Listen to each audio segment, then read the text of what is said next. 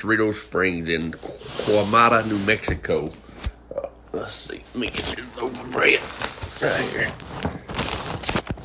And I am just drinking coffee, waiting on daylight. It's only 6 here. We're loading trucks this morning. We've had these calves out here in New Mexico since the 1st of May. And getting them shipped to the feed yard now because it's time for them to go. And boy, they did so good. This old cruncher up here is so stout. But I've been reading. I'm going to be preaching a couple of weeks. Well, a month. A month from now, I'm doing a men's conference. And I'm going to speak 4 times at that men's conference on Friday and Saturday. And then I'm going to lay over and preach that Sunday morning. And they're in a series at their church. And it just so happens that it falls to me that he said, you preach anything God tells you, but we would be preaching, or it would be on Joshua. And what's cool, I have been I've been studying Joshua since that short snippet we talked about 2 weeks ago when God's finger wrote on the 10 Commandments on the tablets. And I realized in Deuteronomy that Joshua was there on the mountain. So I'm digging into Joshua right now, and this is what I really hope y'all hear. And I don't know, because y'all know I'm not educated. I didn't spend time in school. I didn't spend studies. You know what I'm saying? This is how I study. I have this notebook that I write, and I ask questions, and I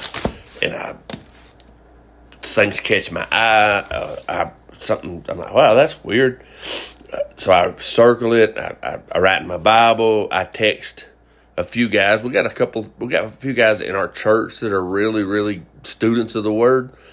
Scott Page, Tori Wiley, the Bible Man. I honestly don't even know the Bible Man's name. He's just the Bible Man to me.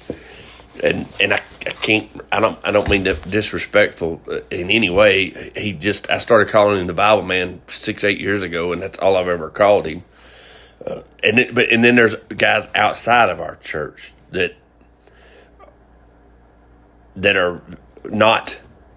I'm not their pastor, and this is important because I find that it is up to me to make sure I maintain a balance in my life of those that are serving with me, that I am serving, or that are serving me, or they know their role. We all have roles and purposes, and I got a couple of guys in my life that they serve with me. They're brothers in Christ. We work together daily. We probably talk more than anybody else in my life, and it's always about the spirituals and about ministering or pastoring or understanding scriptures. And then I got a few preacher pastors. My buddy Ken Graves in Maine, a guy. This is what's weird. He's in Maine on the far East Coast, and David Gusick is in California. And both these guys they just mind blowing. 45 plus years of studying the Bible word for word, preaching the Bible verse by verse. So the Lord's blessed me personally with a tremendous amount of resources as far as people. But so I'm just digging and studying and been sitting here this morning, and I've heard a few coats. My calves that were loading are right outside in a trap, so I've listened to them beller a little bit, you know. Guys will start showing up here in another 20 minutes or so. Sun don't show up here till like 7, but we can't load trucks till the New Mexico brand inspector's here to say that's the cattle we're loading. New Mexico's a little bit more regulated, so to speak. Yesterday, and I don't know how to do this, there's a picture in my phone that I'm going to post. I want to post. I may just build a TikTok. I stopped in a little town in New Mexico, just an hour up, and because Cade wanted me to buy two game cameras and put out, because this is where we elk hunt, and this elk hunt we'll be elk hunting in October. And he wanted them game cameras set out so we can see where they're watering at. You'll put them out in a couple of different.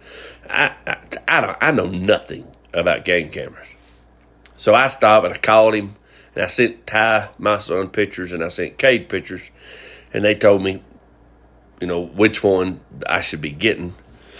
So I buy 2 game cameras. This is what's crazy. The game cameras cost like $70 a piece. They're right there, and they got this band around them with this alarm thing where if somebody was trying to steal them, it'd go off. Well, I needed what they call SM cards. They're right above them, but you can't get them off of the deal. There's a lock on the peg they're on because they're so small people could put them in their pocket. And then I needed batteries, and the batteries are locked. And I thought, good night, Irene. It is a bad situation in New Mexico at Walmart. Everything is under lock and key. Everything. You locking up batteries. Who would steal AA batteries? I'm like, surely to goodness, AA batteries.